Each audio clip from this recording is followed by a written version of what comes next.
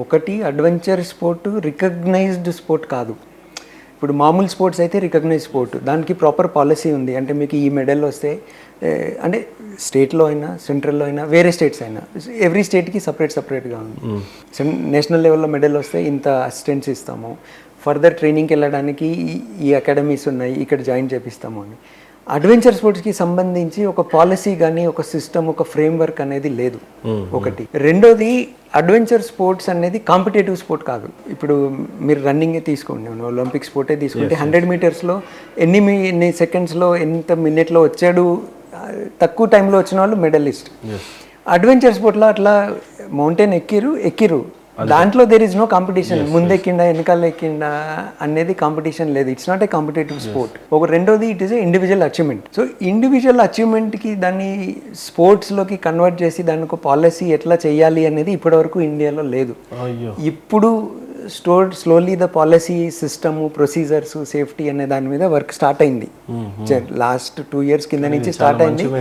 ఇంకా frame work అయిపోయింది. Probably draft లా next parliamentary సెషన్లో పెడుతున్నట్టున్నారు డ్రాఫ్ట్ బిల్. కానీ అదే అయినా కూడా అది జనరల్ అడ్వెంచర్ స్పోర్ట్స్ ఓవరాల్గా.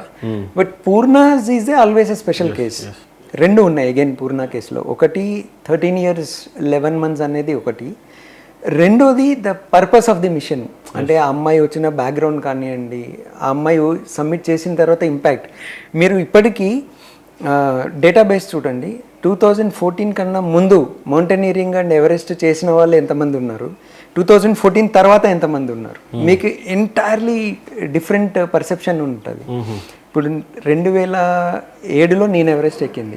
నేను నాకన్నా ముందు ఆంధ్రాలో నెల్లూరు నుంచి మల్లిమస్తాన్ బాబు అని, నెల్లూరు నుంచి అతను ఎవరెస్ట్ ఎక్కాడు. నేను సౌత్ ఇండియాలో మేమే, నాకు తెలిసి మేమిద్దరము.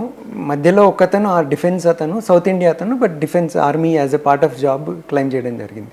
2014 వరకు మళ్ళీ ఎక్కడ ఎవరెస్టర్ అనే వాళ్ళు ఎవరు లేరు.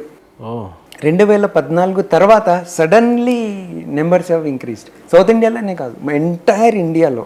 మీరు 2014 తర్వాత మౌంటైనీరింగ్ అండ్ ఎవరెస్ట్ నెంబర్ పెరిగిపోయింది.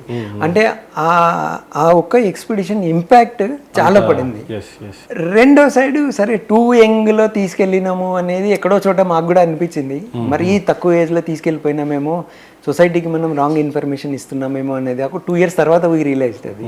అంటే మరి 6 సంవత్సరాలు ఉన్న బాబుని 7 సంవత్సరాలు ఉన్న బాబుని సార్ మా అబ్బాయిని తీసుకెళ్తారా అని వస్తున్నప్పుడు వీ హ్యాడ్ ఎ ఫీలింగ్. కానీ Purna mission was entirely different purpose. అమ్మాయి వచ్చిన బ్యాక్గ్రౌండ్ ఏంటంటే, ఆ అమ్మాయి 13-14 years ఏజ్లో అసలు ఆ ఊర్లో ఆ సొసైటీలో అక్కడ అమ్మాయికి పెళ్ళి అయిపోతుంది.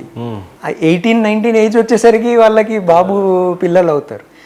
ఏది అక్కడ ఎడ్యుకేషన్ అనేది అసలు ఎందుకు అని మాట్లాడే ఆ బ్యాక్గ్రౌండ్ నుంచి వచ్చి, లేదు చదువుకోవాలి, పిల్లలు ఏదైనా సాధిస్తారు, చెయ్యొచ్చు, మా వాళ్ళు కూడా పూర్ణ అంత అవ్వాలి అన్న ఇంపాక్ట్ ఇవ్వగలిగిన మిషన్ పూర్ణది. ఈవెన్ ఇండియాలోనే కాదమ్మా, తెలంగాణ లాంటి ప్లేస్లో, దట్టు పాకాల లాంటి చిన్న విలేజ్లో నువ్వు ఎవరెస్ట్ ఎక్కుతానన్నప్పుడు మీ పేరెంట్స్ వెళ్ళకుండా ఆపకుండా నిన్ను వెళ్ళమని చెప్పి సపోర్ట్ చేసిన పేరెంట్స్కి నిజంగానే హ్యాండ్స్ ఆఫ్ చెప్పొచ్చు అసలు. ఎందుకంటే ఈ స్పోర్ట్ చేస్తే ఏమొస్తుంది అనే నేపథ్యమే ఎక్కువగా కనపడతా ఉంటుంది. సో మీ పేరెంట్స్ గురించి చెప్పాలంటే ఏం చెప్తారు? అయితే సింపుల్గా, అంటే చాలామంది అంటుంటారు దేవుడు ఎక్కడో లేడు, ఇంట్లోనే మన అమ్మ నాన్న అని. ఎస్, నేను అదే చెప్తాను. నాకు దేవుళ్ళు అంటే అమ్మ నాన్న అనే చెప్పొచ్చు.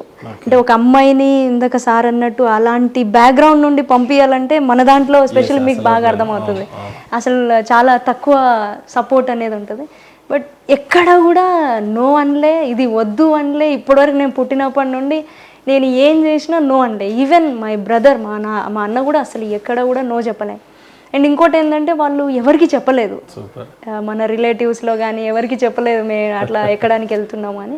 సార్ వాళ్ళు బహుశా ఇలాంటి పేరెంట్స్ ఉండడం వల్లనే ఇలాంటి ఆనిముత్యాలని చూస్తామేమో. చాలాసార్లు వీళ్ళ డ్రీమ్స్ ఎంత పెద్ద పిల్లల కన్నా కూడా పేరెంట్సే చిదిమేస్తారేమో అనిపిస్తూ ఉంటుంది. అలాంటి పేరెంట్స్ గురించి చెప్పాలంటే మీరు ఏం చెప్తారు? No agree. ఇప్పుడు ఎక్కడ దాకా వద్దు. ఇప్పుడు నేను చెప్పాను చూడండి, పూర్ణ సెలెక్షన్ అయినప్పుడు మాకు గ్రూప్ ఆఫ్ పీపుల్ అంటే గ్రూప్ ఆఫ్ స్టూడెంట్స్ వచ్చారు. అంటే ఇట్లాంటి స్టూడెంట్స్ని కొంతమందిని మాకు ఇచ్చి దాంట్లోంచి చేసినాం. అంటే ఫైనల్ లాస్ట్ స్టేజ్ ఇంకా ఎవరెస్ట్ అన్నాక ఇంకో 4 months before we finalized Purna and this అని. అంతకుముందు చాలామంది ఒక ప్రాపబుల్స్లో ఉండాలి, ఒక 10-11 మంది ప్రాపబుల్స్లో ఉండాలి. దాంట్లో నుంచి ఒకళ్ళిద్దరు అమ్మాయిలు ఏ గుట్టలెక్కితే ఏమొస్తుంది ఏమొద్దు అనేసి ఎవరో చెప్పడంతో దే డ్రాప్ అయ్యి వెళ్ళిపోయినారు. సరే అంటే ప్రాపబుల్లో ఉన్నప్పుడు నెక్స్ట్ సెలక్షన్ క్యాంప్కి ప్రాక్టీస్కి రావాలి కదా, ఏమైందమ్మా ఎందుకు రావట్లేదంటే ఏమో సార్ గుట్టలెక్కితే ఏమొస్తుంది అంటున్నారు అందరూ, మా టీచర్ కూడా అట్లనే చెప్పింది, ఏముంది సార్ వద్దులేండి నేను చదువుకుంటాను. Parents and society and teachers impact కష్టపడ్డ ఫేమ్ కానీ నేమ్ కానీ ఇప్పుడు ఆమెకు అర్థమవుతుండొచ్చేమో, ఏమైనా రియలైజ్ అవుతుండొచ్చేమో. బికాస్ మనం పోయినా మనకంటూ పేజ్లో ఒక పేరు ఉండిపోతుంది కదా, యూ అచీవ్డ్ ఇట్ యాక్చువల్లీ.